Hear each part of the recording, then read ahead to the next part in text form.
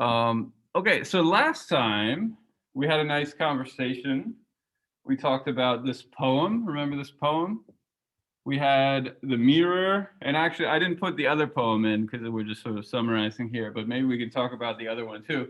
So the other one was by a guy named Shen Xiu. You don't have to know any of this because there are no more exams, although you can cite this in your paper if you like.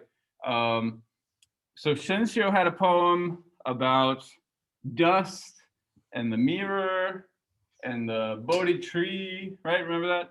And the real takeaway, the thing that we discussed the most, is he compared the mind to a mirror, right? And we talked about how is the mind like a mirror? Do you guys remember what we said about that? How is the mind like a mirror?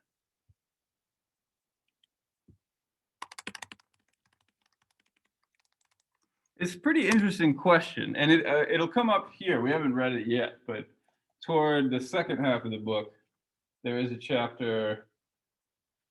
I think I just turned to it kind of randomly. Maybe we have read this. I don't know. It's yeah, a heart that does not move. It's the second part. I don't think we've read this yet in the training section. But anyways, we will come across it next time. So how is the mind like a mirror?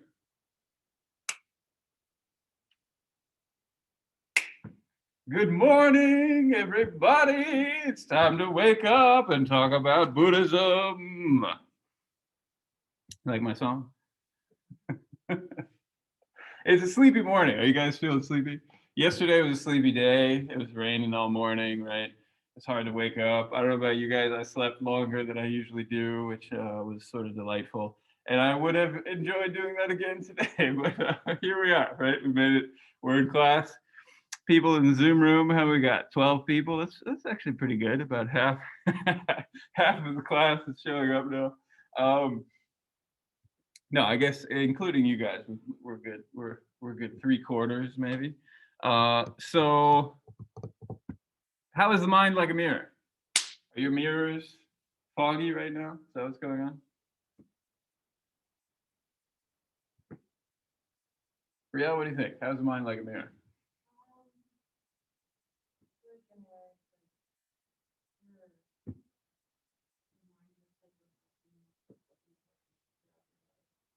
Is that what your mind is doing right now?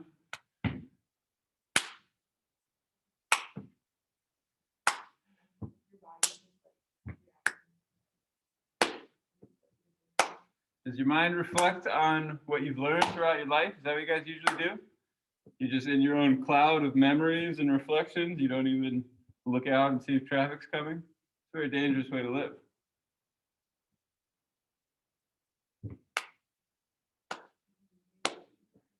Say it again.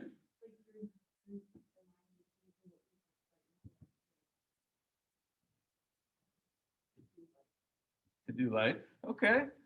That's a start. We can start with that about using what we've learned to do life. Okay. Other thoughts? How's the mind like a mirror? Chat? Can you save us? Or have we all forgotten what happened last week? I think you guys have minds that are too similar to mirrors. We need some more stickiness to your mind. Is a mirror sticky? If I showed you a mirror, would it capture the image that is reflecting in it?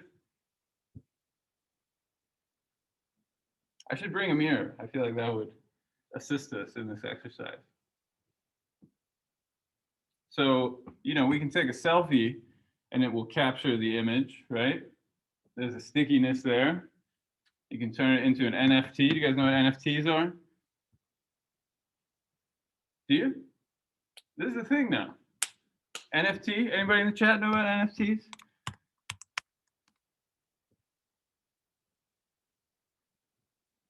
No?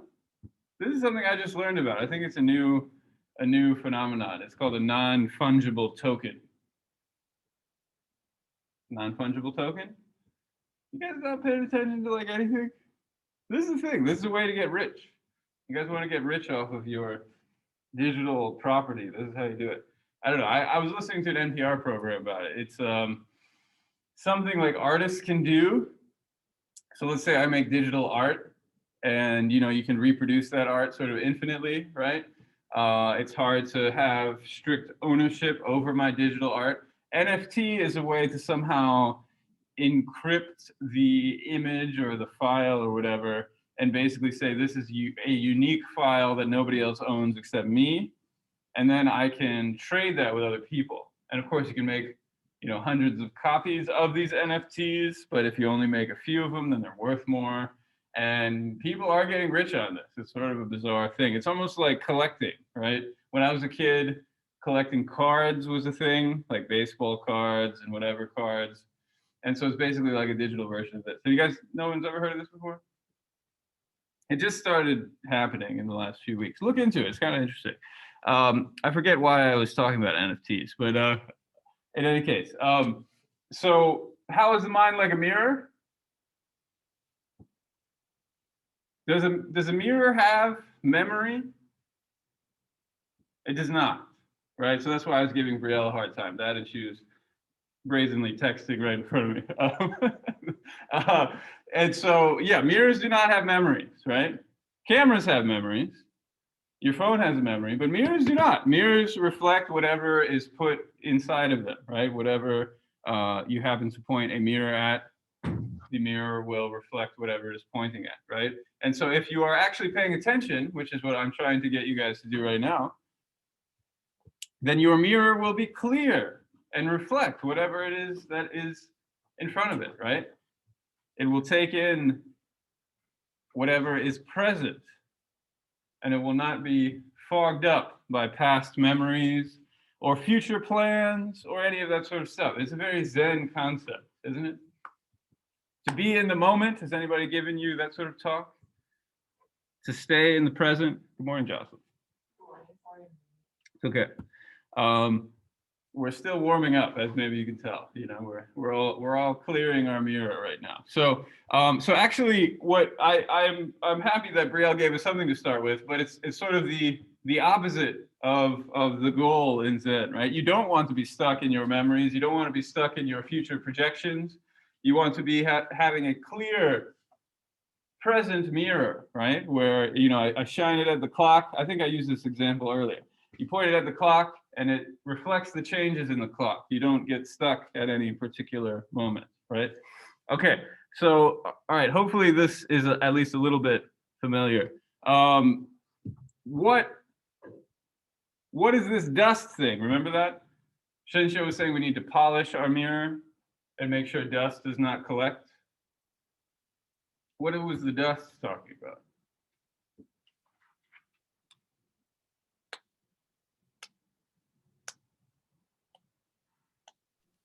Could the dust be like anything that stops us from thinking correctly or being able to see ourselves correctly?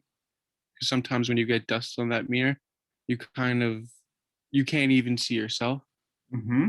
So when you can't see yourself, you can't even like think correctly or understand correctly. Thank you, John. Yeah, that's great. So anything that will prevent us from seeing clearly in a mirror is the dust. And so John's making the leap and saying anything that prevents us from thinking clearly would be like dust on a mirror. And one thing to keep in mind, this is a very old story, right? Do you know what old mirrors look like? Have you ever seen like a really old sort of Chinese style mirror? I think across the world it's the same technology. It's just a very well polished piece of, I think usually brass. Think. If you go far back enough, it would be brass. So it would not be the sort of very clear, perfect mirrors that we're used to. I think those are actually somewhat difficult to make, or at least, let's say within the last few hundred years that technology emerged. So I think way back in the day, it would be much easier to have an unclear mirror, right? A mirror that you'd have to continually polish in order to get anything out of it. Let's take John's thought a little further. What are the things that obscure our vision, that prevent us from seeing clearly, or prevent us from thinking clearly?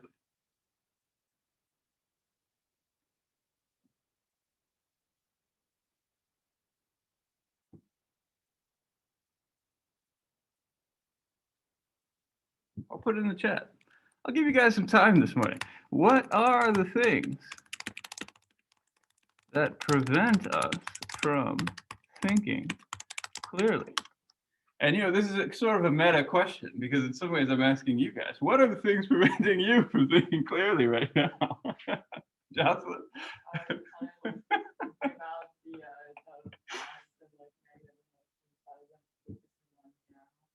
Okay, that's a good answer. So negative emotions, and that's something we've talked about a lot in this class, right? Really from day number 1. I don't think I need to elaborate on that too much more. Okay, so that was the first story. I think we're starting to get the ball rolling. I didn't realize this review was so necessary, but that's fine. That was the first story. And so what is the practice being recommended, right? Is sort of keep your mind clear, focus on the present, do your headspace meditation, right? It's a lot of work though, isn't it?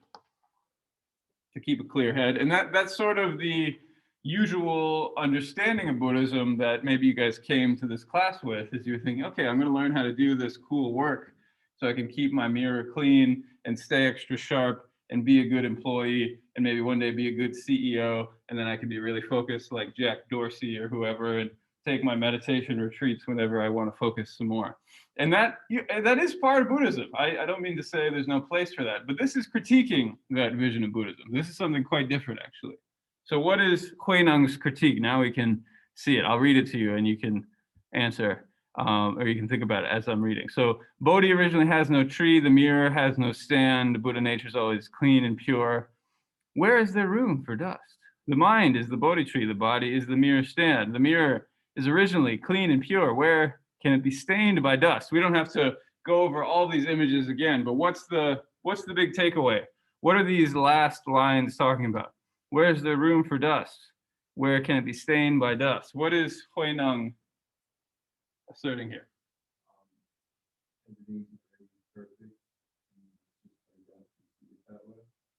Okay, everything's already perfect. And what is everything?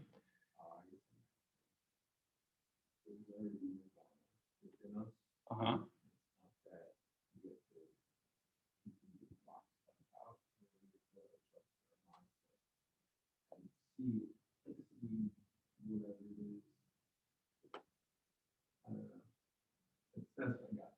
That's pretty good. Okay, that's a good start. So maybe Brendan saw the word Buddha nature and he's like, yeah, we've already got this Buddha nature inside of us. You guys remember that? The Tathagata Sutra. So yeah, he's definitely building on that.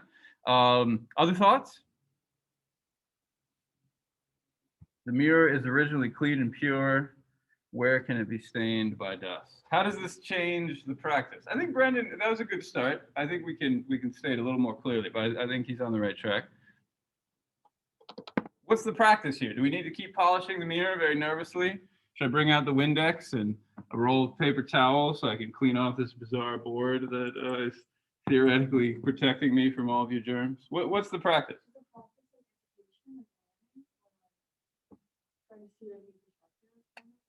So this is an interesting question. And Brennan also said perspective. I think perspective is true. But how do you gain that perspective? I don't know if that's clear from this poem. And so maybe that's the more interpretive question we can come up with. As we think about it, I'll show you this picture. Can you tell what's happening in this image here? Sort of a bizarre face on this guy, huh? What does he seem to be doing here? Ripping up something. Yeah, what do you think he's ripping up? Can you tell what's on it? So what did I write as the title? The Sixth Patriarch, Tearing a Sutra. And so this is Huineng. This is an image of Huineng. He's the Sixth Patriarch. So what's a sutra?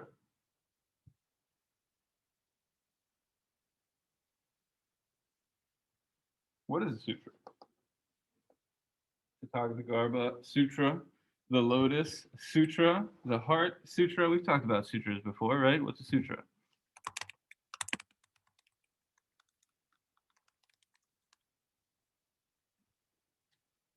It's like some kind of philosophy or like teaching.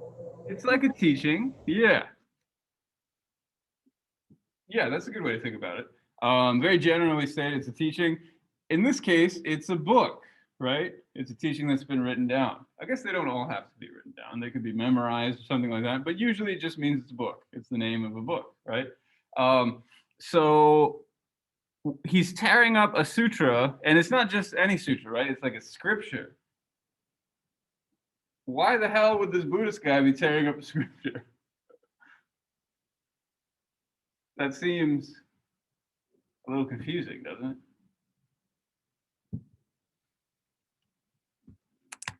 Why would, and look, to be clear, this is the guy who wrote the poem we're discussing, right? Why would this, let's call him a monk, why would this monk tear up a scripture?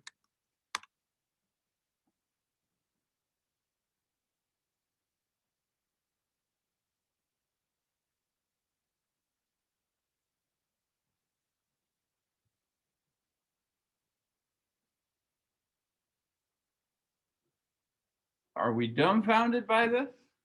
There's no explanation that we could possibly think of for this activity. What does this activity have to do with this poem? Can we make that connection? We talked about perspective. His mirror is dirty. His mirror is dirty. Oh, why do you say that, John?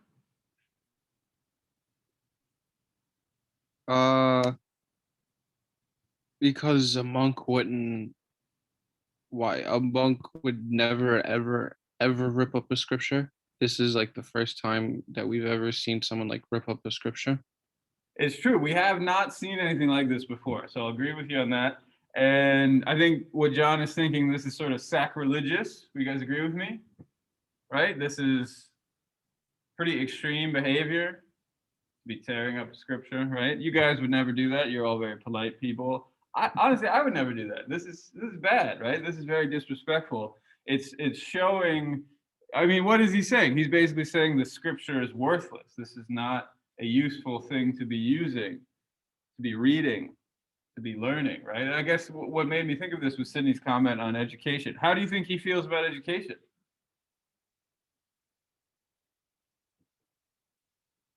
Would he approve of all the exams and papers that I've given you guys? Probably not, right? He'd probably tear that up too. So it begs the question, let's just assume that he is interested in enlightenment, and he is. He wants you all to be enlightened. He wants to show you the right way toward enlightenment, and yet he's doing this really extreme, surprising act. Can anybody interpret this? Make sense of this sort of activity? What do you think his point is?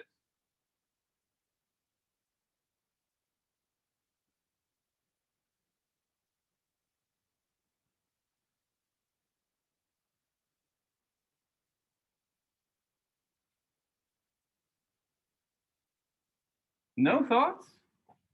What's going on this morning, guys? Is this like really hard, or is this just not very interesting? Maybe a combination of the two. He's clearly making a statement. He's making a statement about writing, about reading, about scholarship, about books, right? About words. He's not into words. Why is he not into words? It like maybe he thinks that it should be like, I don't know if lifestyle is the best way to say it, but like you should just kind of live those like teachings, and maybe you shouldn't learn it from reading a scripture or a book. That's great, Catherine. Thank you. So that we should just live it and not worry about the words in the book. I like that. I like that a lot, actually. So why are words distracting? Why can words be counterproductive? Have words ever been counterproductive for you guys? Let's come up with a concrete example. Let's say we're learning how to play tennis. I don't actually know how to play tennis, but you guys maybe know. This is a pretty technical skill, right? In order to serve a tennis ball, right? You got to like be able to sort of throw it up and kind of get your body in the right position, hit the ball. Do you guys know how to serve a tennis ball? Do you have any tennis pros in the crowd? Yeah. And I could tell you how to do it, right? I could give you instructions and say your body has to be just so, your hips have to be at the right angle, your feet have to be in the right position, you got to throw it at the right height and then swing at the right speed. But let's say I really know what I'm talking about and I've explained this perfectly. Will you be able to do it just listening to my words? No, Probably not, right? Why not? What do you need to do? you need to show someone how to do it. You need to show someone, and then that person just has to do it, right? Yeah. Like we could sit here and I could give you the whole breakdown of the trajectory of the ball and exactly what you're supposed to do, and you guys could take very precise notes. But at the end of the day, until you get out on the court and give it a try, you will not be capable of serving the ball. And the first time you serve it, no matter how well I explain this, you will not be able to do it, right? It will just take practice, right? You'll just need to do it. And that's what he is saying, right? I also, oh, sorry. Please, I would love a I also, Go no ahead. worries. I also think that words can be misconstrued and sometimes there can be room for interpretation. So Mhm. maybe that's another thing he's looking at. He's like, you should show people how to do it and like concrete, like give them a concrete example instead of leaving room for interpretation. I think you're right. Yes, interpretation is definitely part of the practice here. And I mean, let's look at this image here. We can interpret this image. That's sort of what we've been doing, right? And what this tradition tries to do is it gives you a bunch of weird stuff. It says, here's something weird. A monk tearing up a scripture. Isn't that weird? It's pretty weird, right? It was very weird. It was disturbing to the point that John was like, this guy can't even be a real monk. And I agree with him, right? This is not the activity of a usual monk. It is such a weird activity, isn't it? But the whole goal is to wake you up, right? Which is a very appropriate message this morning, is to wake you up by doing something weird, right? If I were a real Zen teacher, I'd be like banging pots and pans and making a bunch of noise and getting all fired up and that sort of stuff.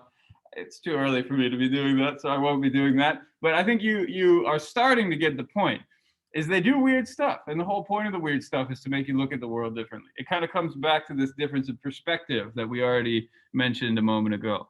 So what's the difference? Shinshio was saying, here are the instructions, here's the practice, clean off your mirror, keep it clean. Huineng is saying, no, that is a bunch of bullshit. That is distracting even. It's counterproductive. By focusing on the words instead of the meaning, you're not going to be able to do the thing, right? By focusing on the instructions to hit the tennis ball, you're not going to be able to effectively achieve your goal. So he is just saying, forget the words, right? Realize that your mind is already pure. That is the true practice. Okay, I think we've already spent enough time on this. Any last thoughts on Huina? I promise I won't torture you with this anymore. But I think this was actually a useful way to begin. So now let's finally talk about this book. So the way the book starts, and the reason I gave you all this sort of preliminary stuff is it helps us understand this book. One of the first things on the first page of the preface, there's some stuff that comes before it. That's why it's on page 11. But this is really the first page of the book. The first paragraph of the book, Morinaga, and as you can see, he's a monk, right? So let's not think he's like a stand-up comedian. He died in 1995. He was born in 1925. We'll talk about his biography in a minute. One of the first things he says when he gives a public lecture is he says, did you all have time to urinate? Is that a weird thing to say when you're giving a lecture? It's pretty weird, right? And so again, this tradition is full of weird stuff. It's full of these sort of evocative, sometimes uncomfortable, sometimes even borderline offensive statements. Urinate is not so offensive, right? But at the same time, it's weird. He's making you think about peeing. Why would he ever do that? Let's look at page 11 and 12 together. Again, this is the preface. This is the whole preface. It's just this weird short little story about peeing. It's not all about peeing, but it's sort of all about peeing, right? Why does he begin with this story? What's the takeaway from these first two pages? And I will ask for your trust that there is a point to this story. And again, this is how Zen is done, is you trust that this monk is doing something with a purpose, right? Just like this monk tearing up the sutra initially, and I don't mean to call him out, but thank you, John, for your initial interpretation. John did not trust him. John said that guy doesn't look like a real monk, right? A real monk wouldn't be ripping up a sutra. And so, you know, obviously we're not all Buddhists here, but what is behind this practice is when your teacher says something bizarre, you got to trust that there's something underneath the bizarre veneer, right? There's something underneath the bizarre behavior, the bizarre statement, some sort of nugget of wisdom that we might be able to pull out of this statement about piss. So what is the nugget of wisdom in this statement about piss? Brennan? Uh-huh. Yeah, so he just on the next couple paragraphs. Pissing is something that no one else can do for you. Only you can piss for yourself. Is that a profound statement? Very profound. Why is that profound, Brendan?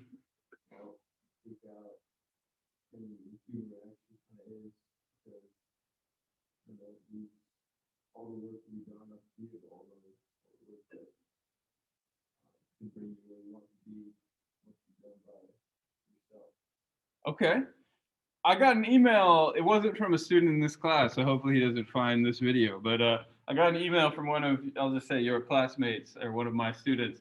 And he was basically like, hey, it's the end of the semester. I'm trying to get an A in your class. What can you do for me? And I was so shocked by this statement. Why was I shocked by this statement? What can you do for me? What can I do for you? What can you do for yourself, my dear student? Right? Am I here just giving out A's like it's candy? This is a fundamentally mistaken way of approaching education, right? What can I do for you? You can only piss for yourself, my friend. You can only piss for yourself. There's more to the story. It's actually a great story. I think we're already a little bit behind, so maybe we don't need to go through this in great detail. But it is a very sort of interesting, and it's not a simple story either. There's a lot to think about. I think Brendan's got us off on a good start here, right? It's only something you can do for yourself. But again, sort of why does that matter? There's a lot we could say about it. The whole book is not about him, it's about what we can do for ourselves. He's not ready to tell us about a story. Exactly. And there's something very practical about this. You know, I'm let's just say this is a hypothetical student, even though that was a real email. I was really shocked by this email. I tried to reel it in before I responded. This is another piece of wisdom that someone told me once is, you know, don't write angry emails. It'll never turn out well. You know, even if you're tempted to, even if you feel like, you know, you really need to respond to this, just don't do it. You know, so make it into a phone call. It'll always end better that way. So where was I? Yes.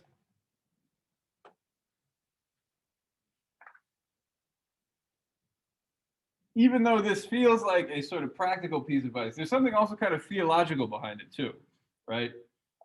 We saw other power. Do you guys remember other power? Are you tired of review? Maybe it's not worth even trying to do. Well, it is worth trying to do. What was the other power talking about? Who is the other power? Who can we rely on to save us in other versions of Buddhism? Didn't we spend like a whole class on this last week? Amitofo. Who is Amitofo? We watched the silly video with the cartoon. And like, why would you take the difficult path when you can take the easy path? Get on the boat and cruise on to enlightenment. Remember this? You can rely on this other power. You remember who the other power was?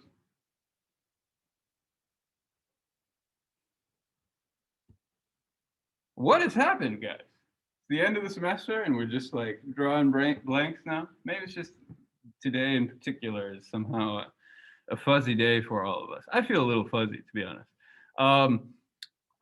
Amitabha, Buddha, the Buddha in the Western Pure Land, right? He made a vow that he will take care of you if you say his name He will bring you to the Pure Land and help you achieve enlightenment. Basically, he's saying, I will piss for you, right? Amitabha didn't quite say that, but something to that effect, right? He's saying, I will help you achieve enlightenment. I will like reach 98% of the way. All you have to do is put out your little finger and I'll grab you and pull you to the Pure Land, right? That's almost the message that we're getting.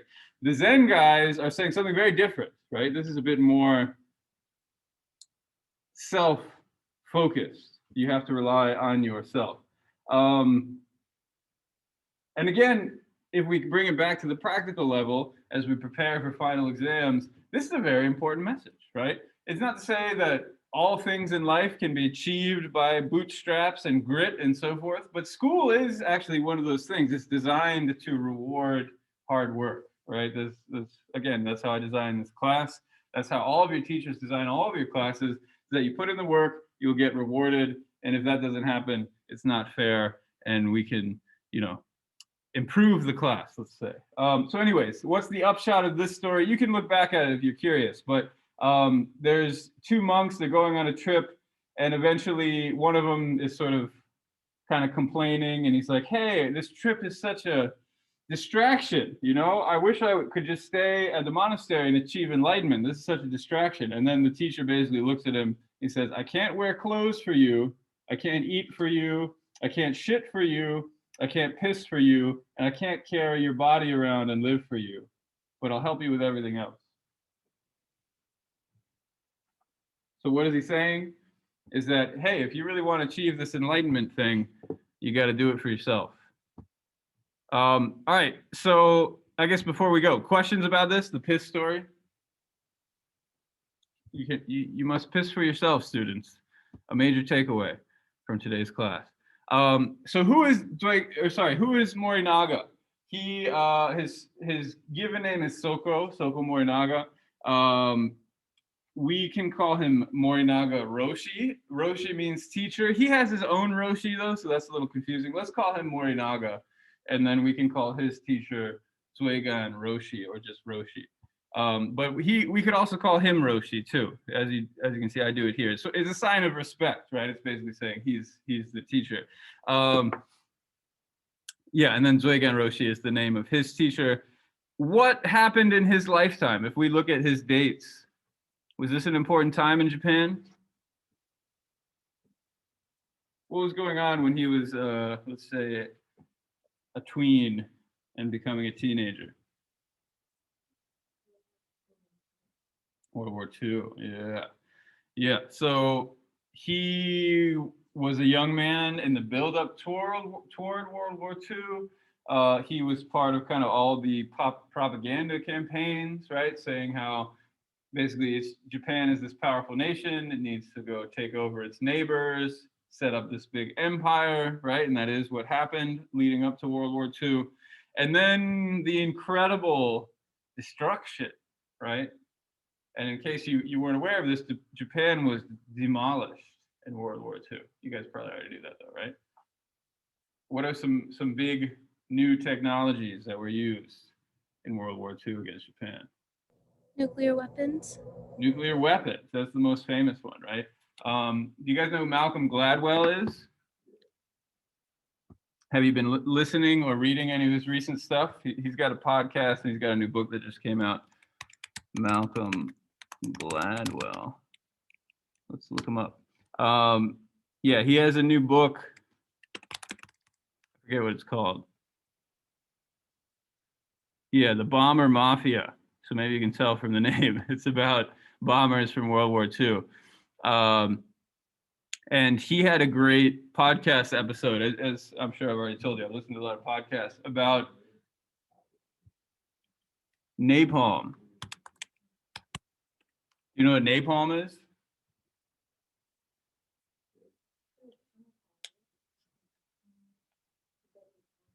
It's a deadly chemical. Yeah, it's deadly when it's lit on fire. It's highly flammable, and it was designed for this war. It's basically, this is what Malcolm Gladwell writes about. It was basically developed with Japanese like wood and paper houses. Have you seen kind of these paper screens in Japanese houses? You know what I'm talking about? Very thin walls. It's sort of the Japanese aesthetic, or at least traditionally speaking. And so napalm is this really sticky substance. If you threw it at a wall, it would stick. And then if you light it on fire, it would light whatever it sticks to on fire. So these bombs were designed where you can drop them and then they just sort of spray in a bunch of directions. And what they are spraying is fire. Kind of horrible, right? It's a simple concept, but a pretty horrible concept. And this, even though the nuclear weapons are probably the more famous of these two technologies, napalm did more damage in terms of lives lost and property damage and so forth. Americans bombed the crap out of Japan leading up to the nuclear weapons. And the reason, at least the reason usually given for using the nukes is that the Japanese would not surrender when they were getting mercilessly bombed by the Americans.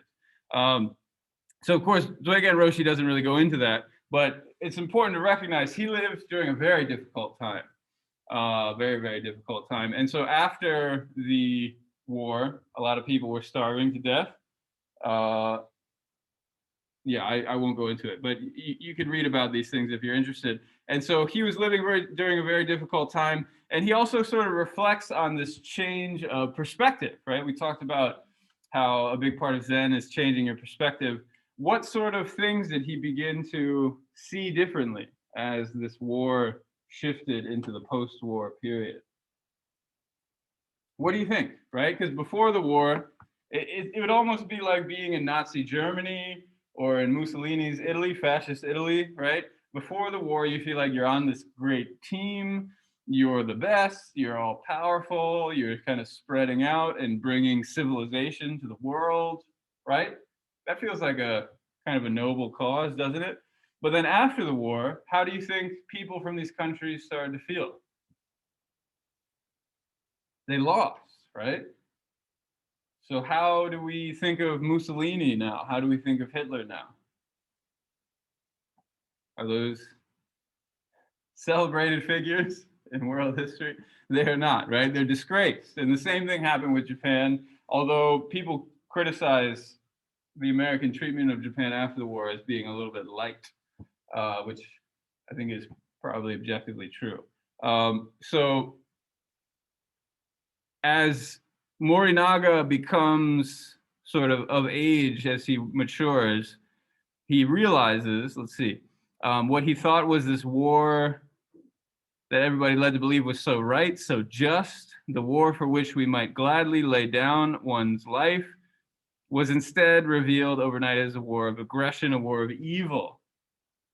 And again, he had this shift in the way he thought about Japan and more broadly, figures of authority, right? After this experience, how do you think he felt about the propaganda that he was being given? How did he feel about teachers? How did he feel about people wagging their finger in his face and telling him to be a good boy? He would have lost trust in them, right? And this sort of thing, I think, was actually pretty widespread through the 20th century. It happened in America too, let's say during the Vietnam War. Once the Vietnam War was revealed to be a somewhat unjust war, something shifted in America. Before that, we were kind of like the city on the hill, right? We were this golden nation trying to bring peace and happiness and justice to the world. But really, Vietnam changed a lot of that. And I think we're still dealing with the aftermath of this distrust a little bit, especially among like the hippies and so forth. But I think even more broadly, people began to distrust figures of authority, began to feel like, I don't know if I need to be listening to you anymore because you fed me this pack of lies previously. And so ultimately, Morinaga comes to his teacher, Dogen Roshi, and one of Roshi's first statements to him, let's see,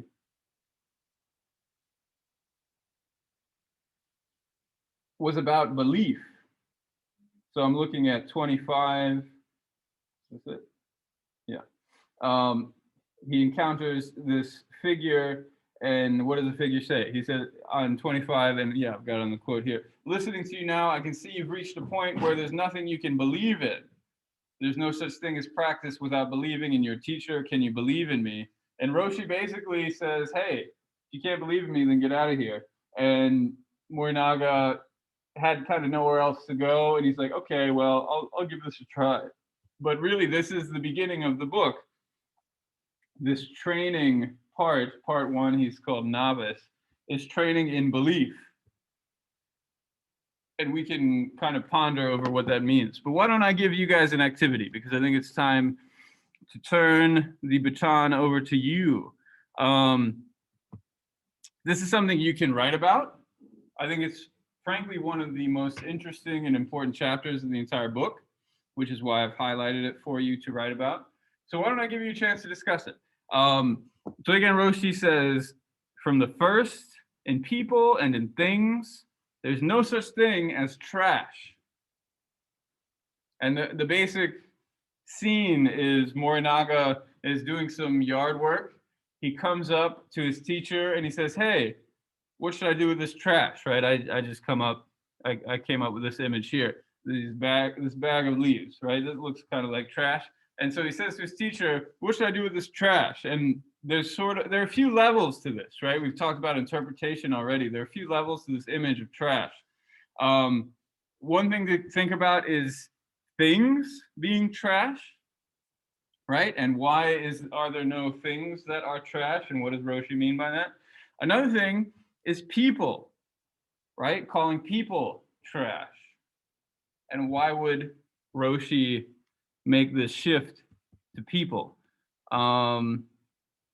So what I want you guys to do is discuss, actually, why don't I just throw this all into the chat, is discuss, is there trash?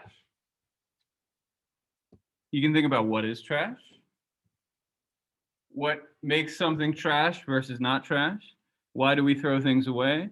Can people be trash? Ideas, concepts. It's a word that's used sort of colloquially, right? To say that person is trash, that idea is trash. So what does it mean when we say that? And why is Roshi coming out and making a pretty strong statement that there is no trash? So that's the big question. Is there trash? Questions about the question?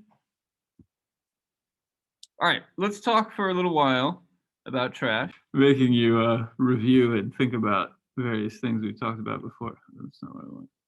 I want this and this. Okay, there is no trash. Do you guys agree? Is there trash? What do you all come up with in the internet land? We were talking in person here.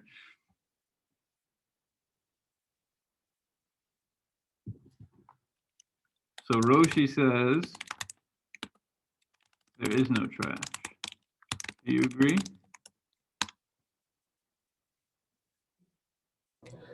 I don't know if I agree, but I feel like he's arguing that there is no trash as a way to represent that like everything has a purpose, and like to kind of, I guess in the case of the leaves, he was trying to get the most use out of it as possible, but there's just other interpretations of that as well. Okay. Thank you, Catherine. That's very good. And just so we're all on the same page, you probably all saw this, but the way the story goes is Morinaga comes to his teacher. He says, what do I do with all these leaves? Just like Catherine said, the teacher said, what does he say? He says, like, light a fire with them, something like that, right? So you could see a use for these leaves. You could light a fire with them, use them for kindling. You'd obviously need some other stuff in order to make a good fire. He finds all these pebbles, right? And he's like, okay, these pebbles, I have no idea what to do with these pebbles. But then the teacher was like, hey, there is something you can do with them. Do you remember what he says about the pebbles? Yeah, well, so that's the third one. Yeah. The pebbles are like make a drain or something like that, right? So they can kind of collect the gunk out from the water. And then the third one is he has all these clumps of like earth or dirt. And, you know, it's like, this is just dirt, man. There's nothing we can do with this. But like Braille said, you could fill in kind of the uneven patches in the ground and do some landscaping, something like that. So just like Catherine said, on the face of it, this is a story about reduce, reuse, recycle, isn't it?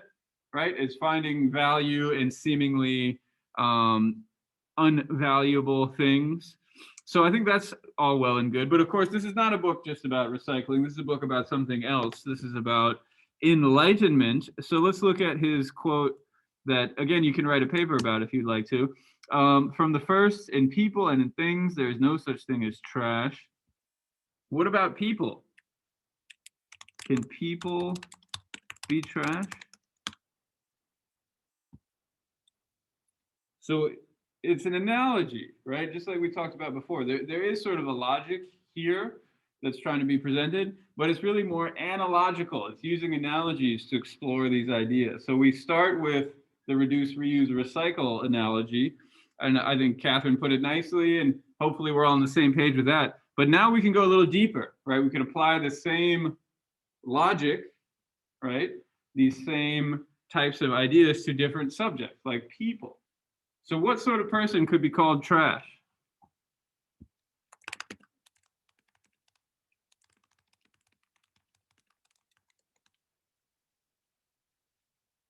You guys ever called someone trash before?